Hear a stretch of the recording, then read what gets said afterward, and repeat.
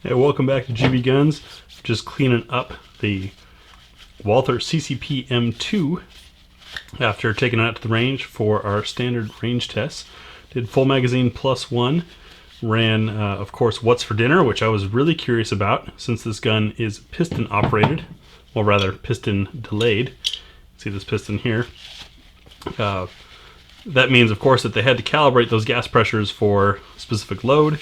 They probably went with what most people shoot, 115 or 124 grain. So I really wanted to see in the What's for Dinner test if there's anything that would make this gun choke. No fault of the gun, of course. It's a more tuned action, if you will, and so it doesn't have as much margin of error tolerance as some other guns might have. Then, of course, the 5 shots from 7 yards using Nosler match ammunition.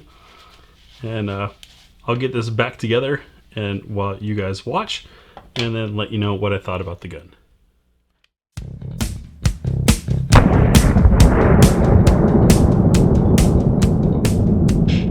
Out with Walther's new CCP M2. This is the revised and updated version, toolless takedown.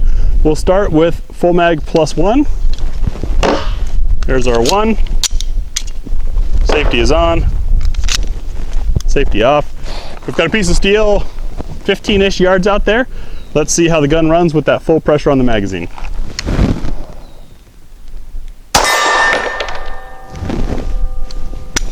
We had a choke.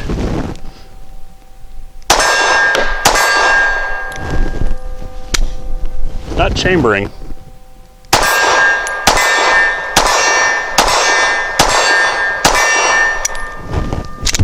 Didn't lock back. That might have been my thumb on the slide release. The What's for Dinner test has quite a lineup today. Now this is done not to test the gun per se, rather the gun's compatibility with different types of ammo. Even though a gun says it's 9mm and the ammo is 9mm, these different bullet profiles, overall lengths, where the ogive or curve is on the round, all of that affects the ability of the gun to feed, plus the amount of energy that the round creates. Now I'm not going to read them all off. You can see them here and go back if you want. But you can see they're all different shapes. We go all the way down to 65 grain. We've got a lot of light for calibers here.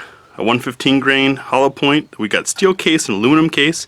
Steel doesn't expand as much as aluminum, or as brass rather, and aluminum expands more, and that's where extraction issues can happen. Same thing with the zinc plated. And we've got a lacquered steel like this Hornady and a non-lacquered steel like the tool ammo. We'll be firing 3 rounds of each to see how the gun picks up and chambers the round from slide lock, cycles to feed a sequential round, and a 3rd round as a bonus, and to see if we get slide lock. Let's see how our guns do today.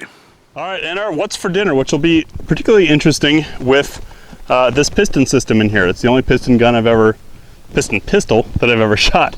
We'll start off with Freedom Munitions 165 grain, a very heavy, very slow subsonic load.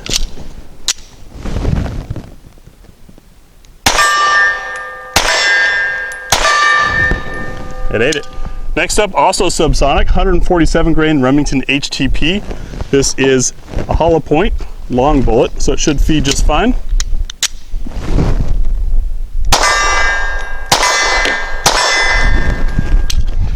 Hornady's 125 grain HAP. This is a steel case round, hollow point, with a lacquer coating on the steel.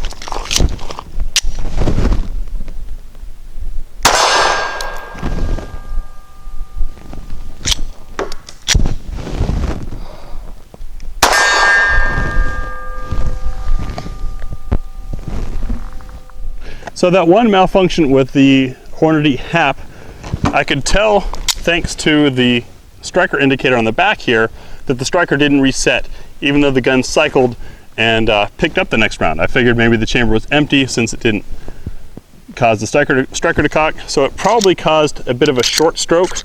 This does have a rather long stroke before the striker is reactivated. We'll have to take a look at the slow-mo footage and figure out what happened there. Next up, we've got American Eagle 124 grain subsonic. Interesting because it's very light for subsonic, which means it's probably a very low pressure load. We'll see if it's got enough to function in this piston delayed system.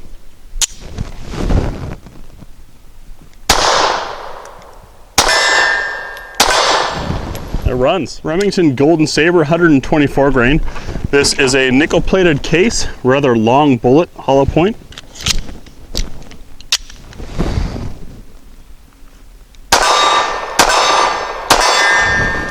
Next, by viewer request, Federal's 115 grain aluminum case.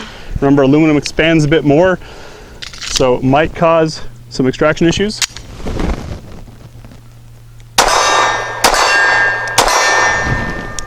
Now, tool ammo 115 grain. This is a non-lacquered steel case, full metal jacket.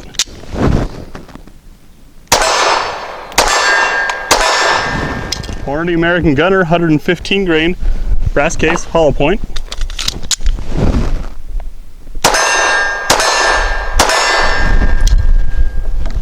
Now going light for caliber, Fiocchi's Centerfire loaded 100 grain, frangible load.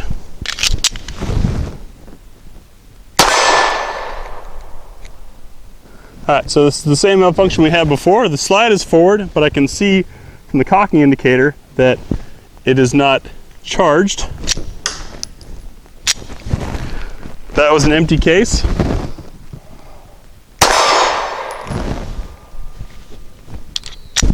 That time didn't feed. And of course didn't charge. Get that back in there. So it looks like the 100 grain is a little too soft for this piston gun. Going even lighter with no heavy metal, 94 grain from Gecko. Interesting, since the 100 grain didn't work, will the 94 grain?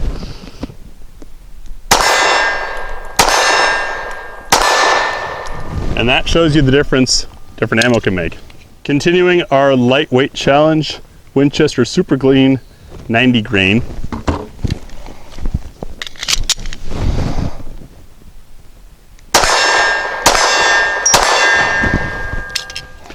And our absolute lightest, the Liberty Civil Trainer 65 grain, 100 grains lighter than what we started with.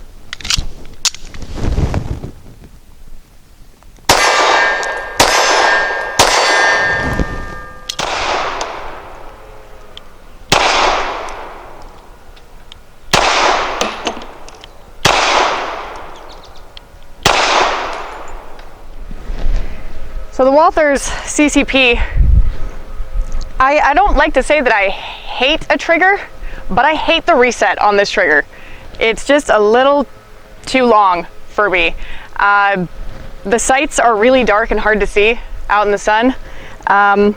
In terms of recoil and the size of the frame, I don't mind it, I like it. But that reset was a really big negative for me. Now for 5 shots from 7 yards using Nosler 124 grain match.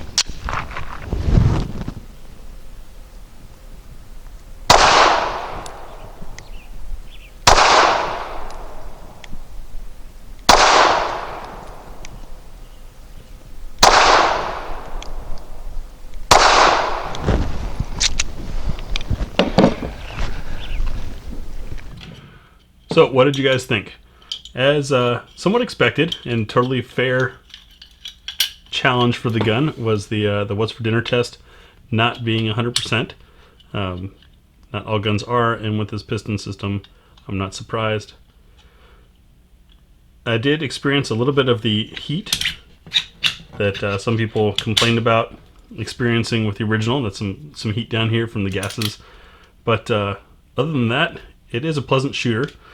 An alternative to other single stack 9s that has a different operating system and experience than most of the basic ones. With that fixed barrel, you have a lot of potential for accuracy.